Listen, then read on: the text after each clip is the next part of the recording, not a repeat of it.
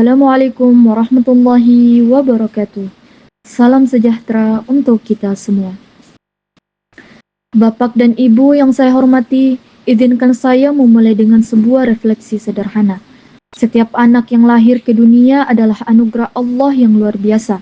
Ia ibarat selembar kertas putih yang siap diwarnai dengan kasih sayang, pendidikan, dan teladan dari kita, orang dewasa di sekelilingnya. Dari sinilah kita memahami betapa pentingnya pendidikan sejak usia dini, karena masa kecil bukan sekedar waktu bermain, tetapi masa pembentukan pondasi kehidupan. Pada kesempatan ini, kita akan bersama-sama menelusuri sejarah pendidikan anak usia dini atau PAUD, mulai dari akar lahirnya konsep pendidikan anak di dunia, hingga bagaimana ia tumbuh dan berkembang di Indonesia seperti yang kita kenal saat ini.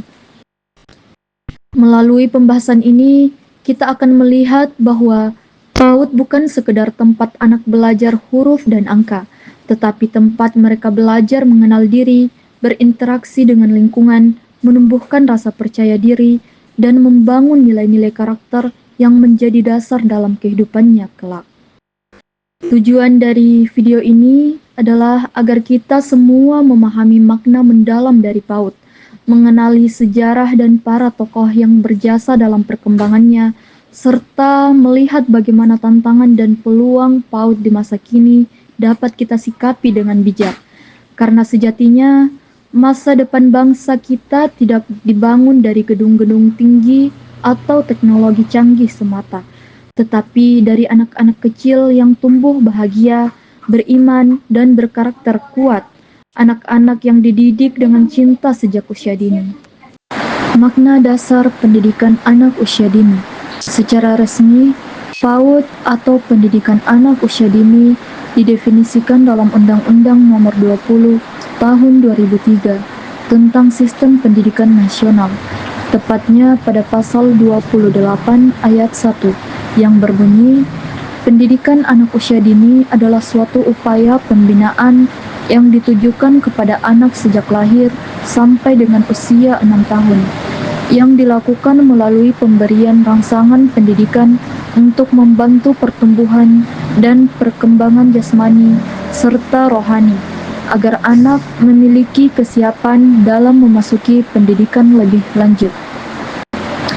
Dari pengertian itu, kita dapat memahami bahwa PAUD bukan sekedar tempat anak bermain atau prasekolah, tetapi merupakan tahapan awal dari sistem pendidikan nasional yang memiliki peran yang sangat penting, yaitu membangun dasar-dasar kepribadian, karakter, dan kecerdasan anak.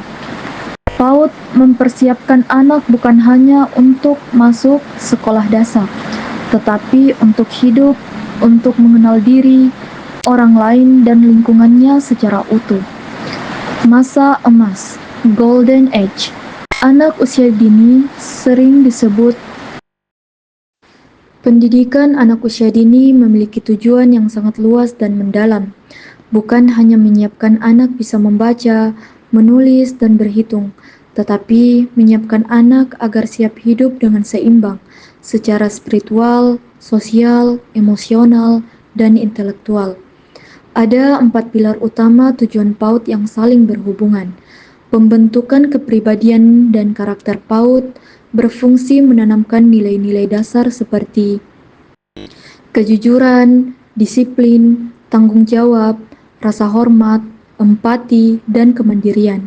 Anak-anak belajar bukan melalui teori, tetapi dari kebiasaan dan keteladanan pendidik serta lingkungan.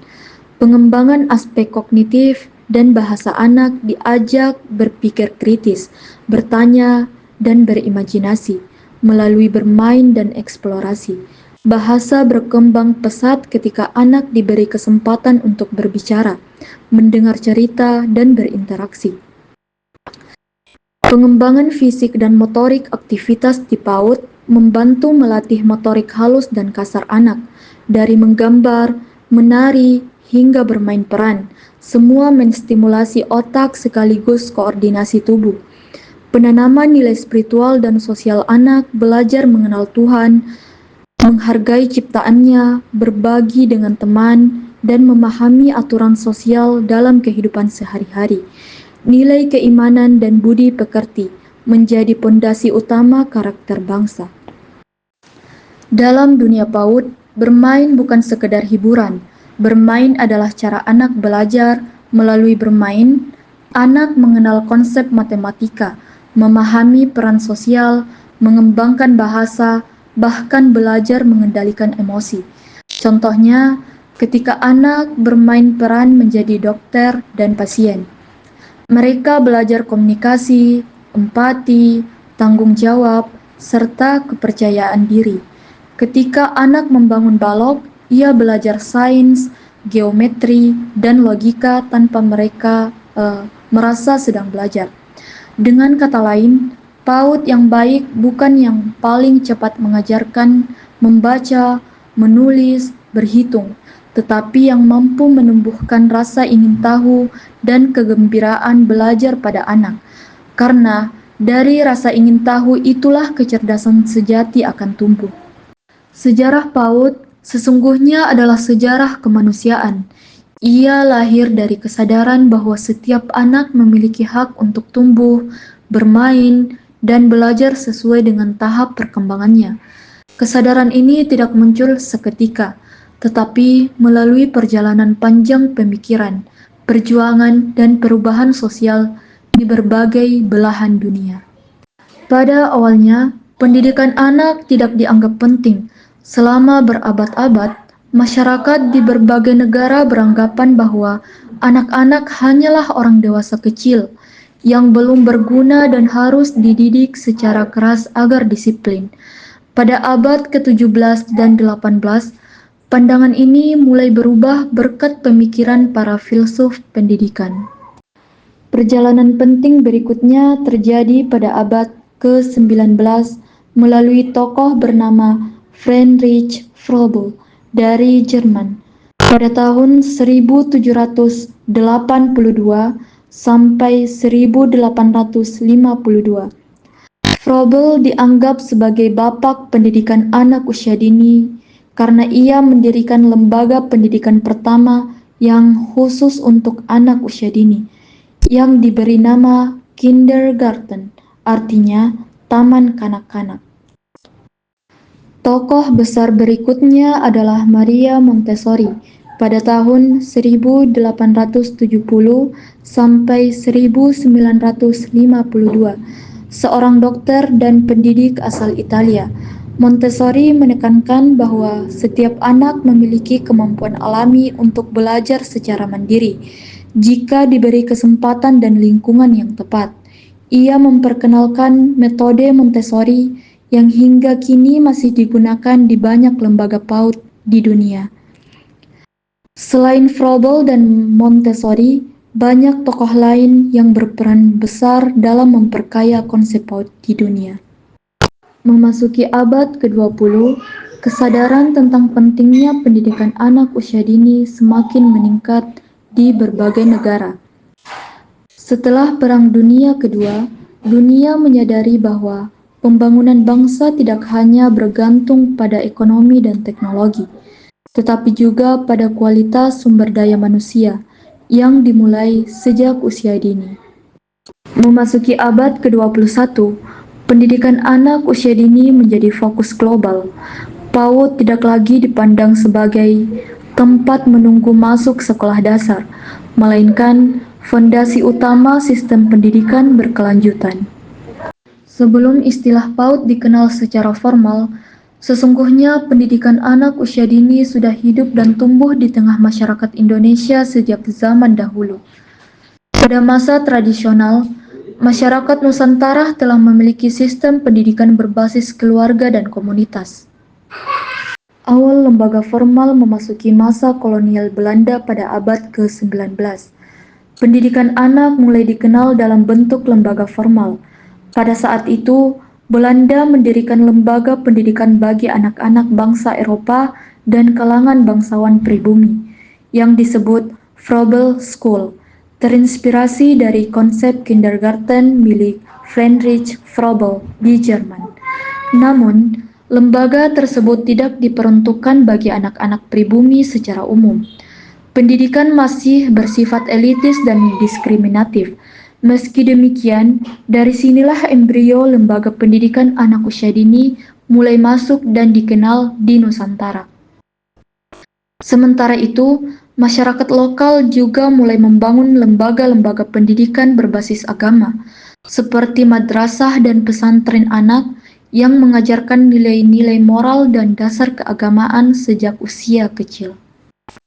Pada awal abad ke-20, muncul tokoh-tokoh pendidikan nasional yang berjuang memperluas akses pendidikan bagi rakyat Indonesia. Salah satu yang paling berpengaruh adalah Ki Hajar Dewantara, pendiri Taman Siswa pada tahun 1922 di Yogyakarta. Ki Hajar Dewantara memperkenalkan konsep pendidikan yang sangat sesuai dengan prinsip PAUD modern, yaitu ing ngarsa sung tulodo, ing madyo mangun karso, tutwuri handayani, yang artinya di depan memberi teladan, di tengah memberi semangat, dan di belakang memberi dorongan.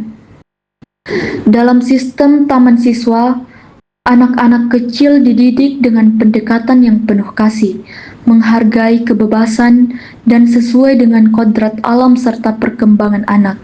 Inilah bentuk pendidikan anak usia dini versi Indonesia yang berakar pada nilai-nilai budaya bangsa sendiri.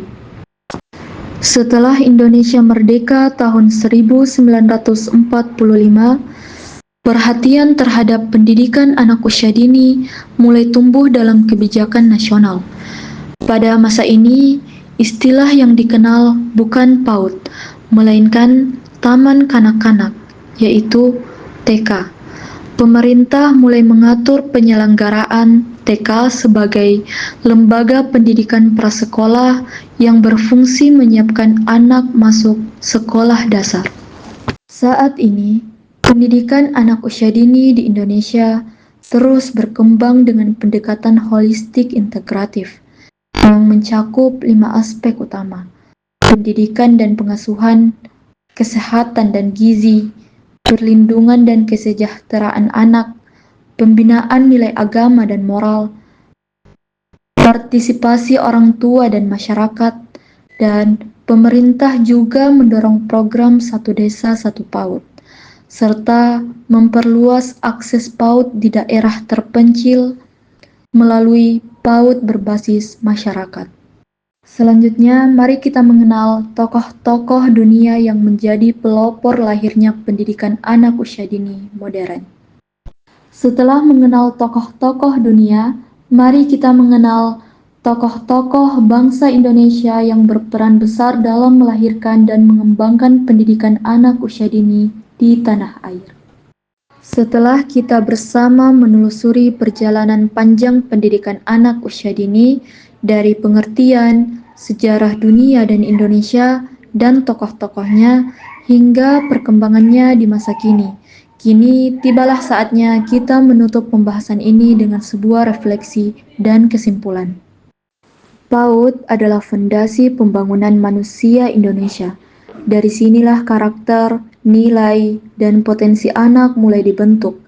Anak usia dini bukan hanya penerus bangsa, tetapi juga penentu arah masa depan bangsa. Karena itu, membangun PAUD berarti membangun peradaban manusia sejak akar terdalamnya. PAUD berkembang dari lingkungan keluarga hingga menjadi sistem pendidikan nasional. Dulu, pendidikan anak hanya berlangsung di rumah, melalui asuhan ibu dan ayah.